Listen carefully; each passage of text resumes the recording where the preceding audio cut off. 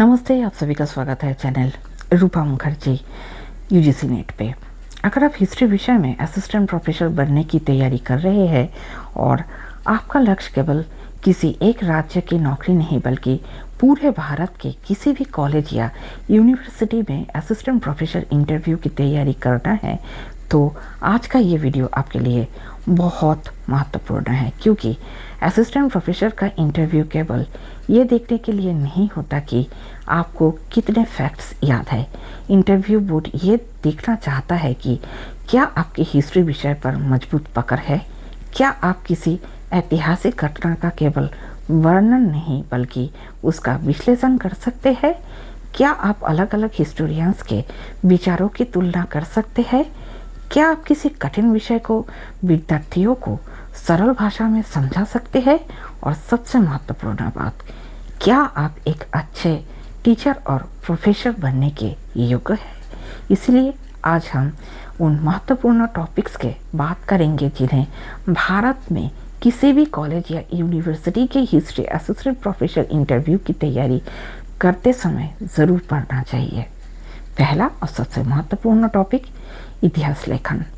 सबसे पहले आपको हिस्ट्री के हिस्ट्रियोग्राफी वाले हिस्से को बहुत मजबूत करना होगा, क्योंकि एक असिस्टेंट प्रोफेसर को ये अपेक्षा की जाती है कि वो केवल घटनाओं को ना जाने बल्कि ये भी समझे कि इतिहास को अलग अलग हिस्टोरियंस ने किस प्रकार इंटरप्रेट किया है। इसलिए आपको इन विषयों पर ध्यान देना चाहिए। इतिहास क्या है, इतिहास और इतिहास लेखन में क्या अंतर है, इतिहास में वस्तुनिष्ठता का क्या महत्व है, ऐतिहासिक तथ्य क्या है, इतिहासकार का भूमिका क्या है। और इसके बाद आपको अलग अलग हिस्ट्रियोग्राफिक स्कूल्स को पढ़ना चाहिए, जैसे राष्ट्रवादी इतिहास लेखन, मार्क्सवादी इतिहास लेखन, औपनिवेशिक इतिहास लेखन, कैम्ब्रिज स्कूल, एनास स्कूल, सबाल्टर्न इतिहास लेखन, नारीवादी इतिहास लेखन, पर्यावरणीय इतिहास, मौखिक इतिहास और सूक्ष्म इतिहास। लेकिन केवल इनके नाम याद करना पर्याप्त नहीं है, आपको ये भी पता होना चाहिए कि इन धाराओं की मुख्य विशेषता क्या है, इनके प्रमुख हिस्टोरियंस कौन हैं और एक हिस्ट्रियोग्राफिकल स्कूल दूसरे से किस प्रकार अलग है। दूसरा महत्वपूर्ण topic, historical research methodology. Assistant professor interview में रिसर्च से जुड़े बहुत प्रश्न महत्वपूर्ण हो सकते हैं, इसलिए आपको रिसर्च मेथोडोलॉजी की बेसिक अंडरस्टैंडिंग जरूर होनी चाहिए, जैसे प्राइमरी सोर्सेज क्या होते हैं, सेकेंडरी सोर्सेज क्या होते हैं, सोर्स क्रिटिसिज्म क्या है, इंटरनल क्रिटिसिज्म और इंटरनल क्रिटिसिज्म में एक्सटर्नल क्रिटिसिज्म में क्या अंतर है, हिस्टोरिकल एविडेंस क्या है, रिसर्च प्रॉब्लम कैसे तैयार किया जाता है, रिसर्च क्वेश्चन क्या होता है, हाइपोथेसिस क्या है, बिब्लियोग्राफी और रेफरेंस में क्या अंतर है, फुटनोट और सिटेशन का क्या महत्व है, प्लेगरिज्म क्या है, और एक अच्छा रिसर्च प्रपोजल कैसे तैयार किया जाता है। यदि आप यूनिवर्सिटी या कॉलेज में असिस्टेंट प्रोफेसर के पद के लिए इंटरव्यू दे रहे हैं, तो अपने रिसर्च इंटरेस्ट को भी स्पष्ट रूप से एक्सप्लेन करने की क्षमता रखें और तैयारी भी करना शुरू कर दें। बोर्ड आपसे पूछ सकता है, आपका रिसर्च एरिया क्या है, आपने इस विषय को क्यों चुना है, आपके रिसर्च में नया क्या है, आपका रिसर्च समाज या एकेडमिक फील्ड के लिए क्यों महत्वपूर्ण है। इन प्रश्नों का उत्तर आपको बिल्कुल स्पष्ट होने चाहिए। तीसरा महत्वपूर्ण हिस्सा, एंशिएंट इंडियन हिस्ट्री। प्राचीन भारत के इतिहास से कई महत्वपूर्ण टॉपिक तैयार करें। सबसे पहले सिंधु घाटी सभ्यता, वैदिक सभ्यता, महाजनपद, मगध का उदय, बौद्ध धर्म, जैन धर्म, मौर्य साम्राज्य, अशोक, गुप्त काल, दक्षिण भारत का इतिहास, संगम साहित्य, प्राचीन भारतीय अर्थव्यवस्था, व्यापार और नगरीकरण। सिंधु सभ्यता पढ़ते समय केवल नगरों का नाम और खोज को याद ना करें, आपको ये समझना चाहिए कि सिंधु घाटी में अर्बन प्लानिंग इतनी विकसित क्यों थी, उसकी इकोनॉमी कैसी थी, विदेशी व्यापार क्या क्या प्रमाण मिलते हैं, और इसके पतन को लेकर हिस्टोरियंस के बीच क्या क्या मत है। इसी तरह अशोक को पढ़ते समय केवल उसके शिलालेख और धम्म को याद करना पर्याप्त नहीं है, आपको ये भी समझना होगा कि अशोक के धम्म नीति का राजनीतिक और सामाजिक संदर्भ क्या था। चौथा महत्वपूर्ण हिस्सा मीडियावल इंडियन हिस्ट्री। मध्यकालीन भारत में कुछ टॉपिक विशेष रूप से महत्वपूर्ण है। दिल्ली सल्तनत, इक्ता व्यवस्था, अलाउद्दीन खिलजी की आर्थिक नीतियाँ, मोहम्मद बिन तुगलक, भक्ति आंदोलन, सूफी आंदोलन, मुगल प्रशासन, मनसबदारी व्यवस्था, जागीरदारी व्यवस्था, अकबर की धार्मिक नीति, औरंगजेब से जुड़ी हिस्ट्रियोग्राफिकल डिबेट्स, मुगल कृषि व्यवस्था, मध्यकालीन व्यापार और शहरीकरण, विशेष रूप से भक्ति और सूफी मूवमेंट्स को केवल धार्मिक आंदोलन के रूप में ना पढ़े, इनके सामाजिक, सांस्कृतिक और आर्थिक प्रभावों को भी समझे। पांचवा और सबसे महत्वपूर्ण हिस्सा modern Indian history. Modern Indian history associate professor interview के लिए अत्यंत महत्वपूर्ण है।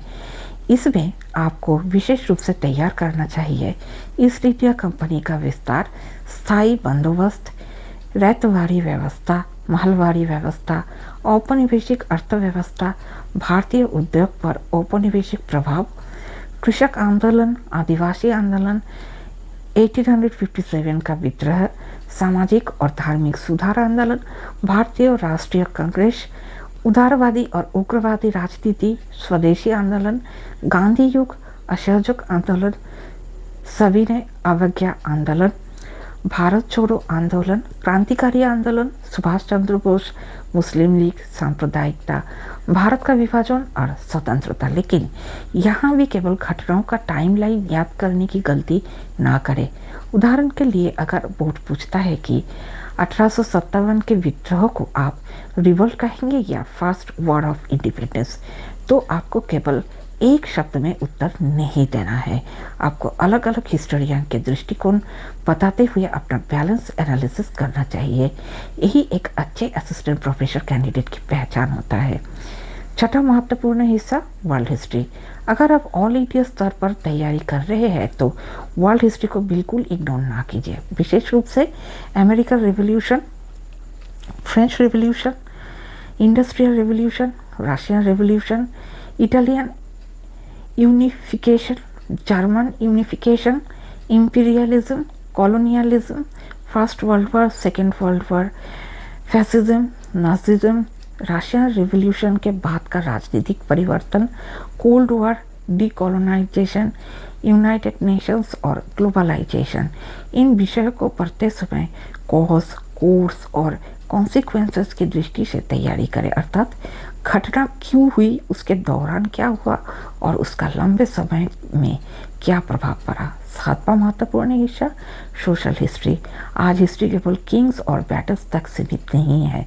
मॉडर्न हिस्ट्रियोग्राफी में सोशल हिस्ट्री का बहुत महत्वपूर्ण है, इसलिए आपको पढ़ना चाहिए जाति, वर्ग, महिलाएं, परिवार, शिक्षा, श्रमिक वर्ग, किसान, आदिवासी समुदाय, दलित इतिहास, शहरी समाज, स्वास्थ्य, रोजमर्रा का जीवन और हाशिए की समुदाय का इतिहास। बोर्ड अगर आपसे पूछता है हिस्ट्री में वुमन को अलग से स्टडी करने की आवश्यकता क्यों है, तो आपको केवल ये नहीं कहना है कि महिलाओं का इतिहास पहले कम लिखा गया है।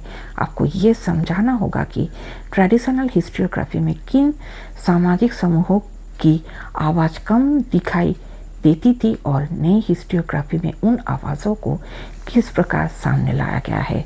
आठवां महत्वपूर्ण हिस्सा इकोनॉमिक हिस्ट्री। इकोनॉमिक हिस्ट्री भी बहुत महत्वपूर्ण है। आपको पढ़ना चाहिए कृषि व्यवस्था, भूमि राजस्व, औपनिवेशिक अर्थव्यवस्था, व्यापार, औद्योगिकरण, deindustrialisation, drain of wealth, श्रमिक वर्ग, वैश्विक व्यापार और पूंजीवाद का विकास। विशेष रूप से भारतीय औपनिवेशिक अर्थव्यवस्था से जुड़े विभिन्न हिस्टोरियंस के विचारों का समझे। नौवां महत्वपूर्ण हिस्सा कल्चरल हिस्ट्री। कल्चरल हिस्ट्री से भी प्रश्न पूछे जा सकते हैं, जैसे भारतीय कला, वास्तुकला, मंदिर स्थापत्य, इंडो इस्लामिक वास्तुकला, चित्रकला, साहित्य, संगीत, धार्मिक परंपराएं, लोक संस्कृति, स्मृति और विरासत। 10वां महत्वपूर्ण हिस्सा आर्कियोलॉजी।